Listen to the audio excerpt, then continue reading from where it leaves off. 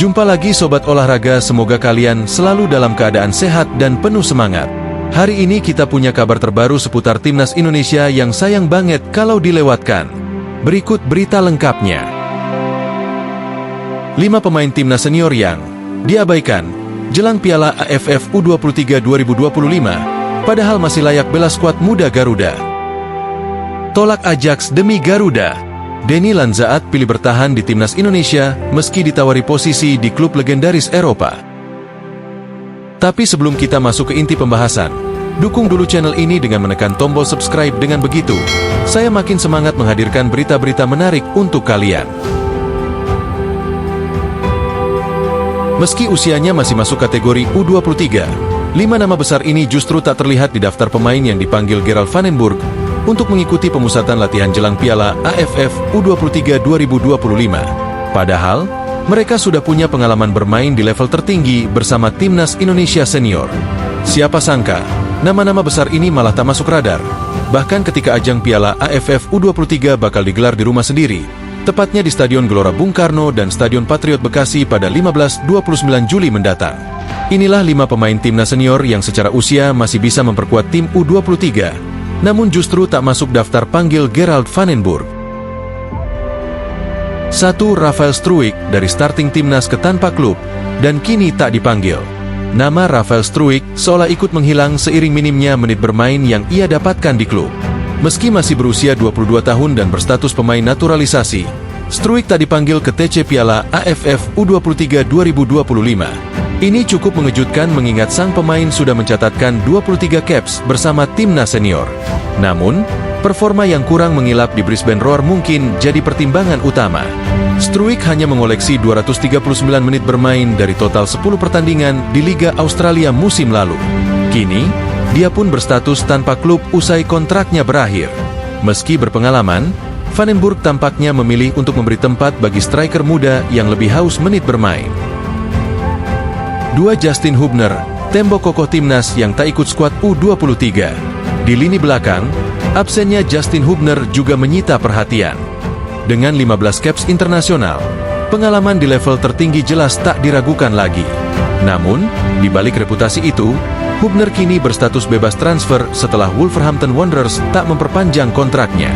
Kondisi ini bisa jadi membuatnya fokus mencari klub baru ketimbang mengikuti turnamen usia muda. Van den Burg pun tampaknya lebih menginginkan pemain yang siap 100% fisik dan mental. 3. Marcelino Ferdinand, si emas Timnas yang absen diam-diam. Nama Marcelino Ferdinand mungkin jadi yang paling disorot. Usianya baru 20 tahun, tapi pengaruhnya di Timnas Indonesia Senior sudah luar biasa. Dari Piala Asia 2024 hingga kualifikasi Piala Dunia 2026, dia hampir tak pernah absen dari daftar starter. Sayangnya, Marcelino tak masuk ke dalam skuad U23 untuk Piala AFF. Salah satu alasan yang muncul adalah Marcelino sedang mempersiapkan diri untuk pramusim bersama klubnya, Oxford United di Inggris. Apalagi, musim lalu dia hanya tampil 2 kali, dan jelas butuh konsentrasi penuh untuk bersaing di skuad utama Oxford. 4. Ivar Jenner, andalan tengah Timnas yang dilewatkan begitu saja. Sebagai gelandang muda berusia 21 tahun, Ivar Jenner sebenarnya masih sangat ideal untuk memperkuat Timnas U23. Ia bahkan sudah tampil 18 kali untuk Timnas Senior dan menjadi pilihan utama di lini tengah bersama Tom Haye. Namun, nama Jenner juga absen dari daftar TC Piala AFF U23. Alasannya, Jenner saat ini sedang fokus memperkuat tim junior FC Utrecht. Situasi ini kemungkinan membuatnya tidak tersedia untuk jadwal pada latihan bersama Van den Burg, dan pelatih pun memilih opsi gelandang muda lain yang lebih siap bergabung penuh waktu. 5. Ramadan Sananta, top skor masa depan yang tak diberi tempat. Terakhir ada Ramadan Sananta.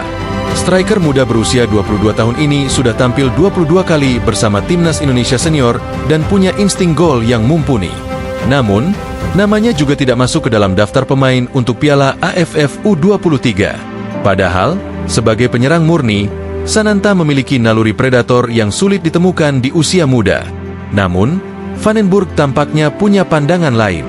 Ia lebih memilih untuk memberikan kepercayaan kepada striker muda seperti Jens Raven yang lebih segar dan butuh panggung untuk berkembang.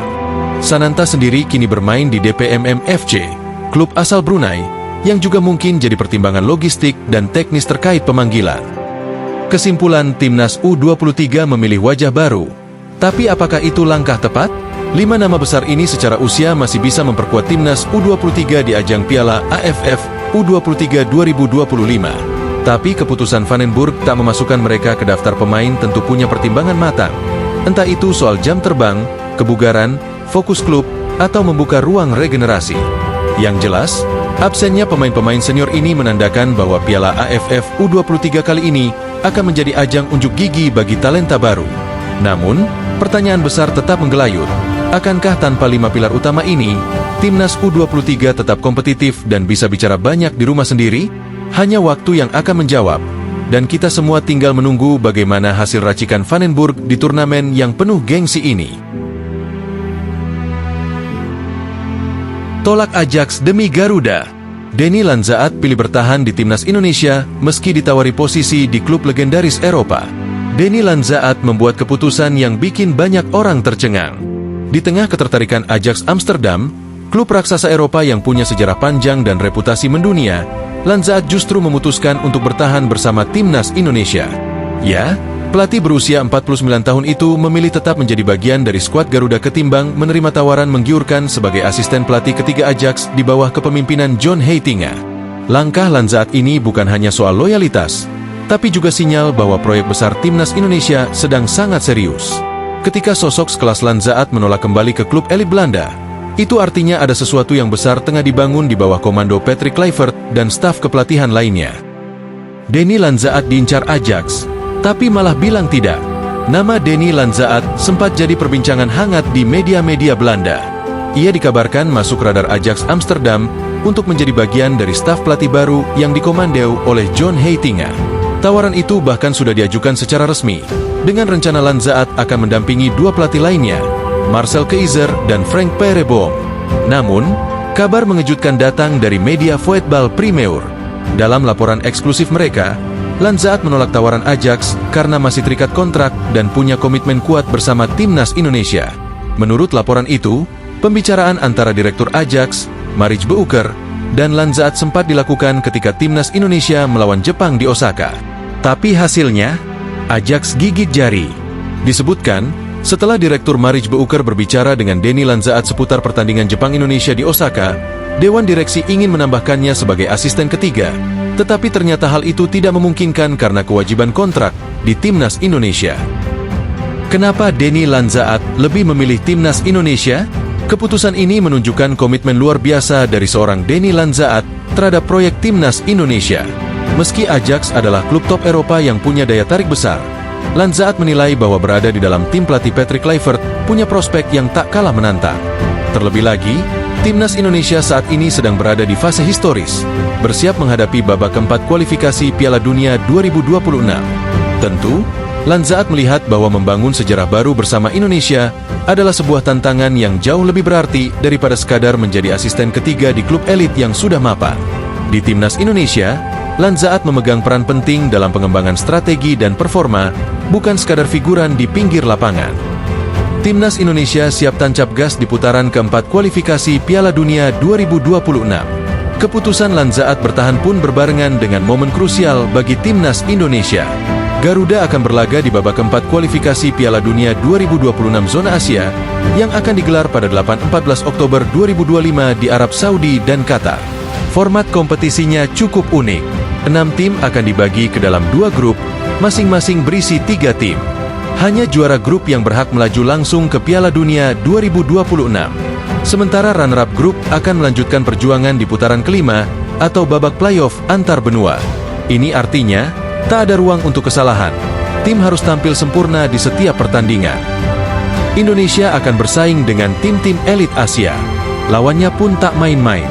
Dalam daftar peserta babak keempat nanti, Indonesia akan bersaing dengan negara-negara kuat seperti Arab Saudi, Qatar, Uni Emirat Arab, Irak, dan Oman.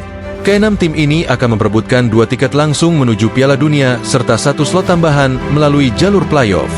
Undian grup akan dilakukan pada 17 Juli 2025. Sejak saat itu, Patrick Kluivert, Denny Lanzaat, dan seluruh staf akan benar-benar fokus menyusun strategi terbaik agar Indonesia bisa mencetak sejarah baru.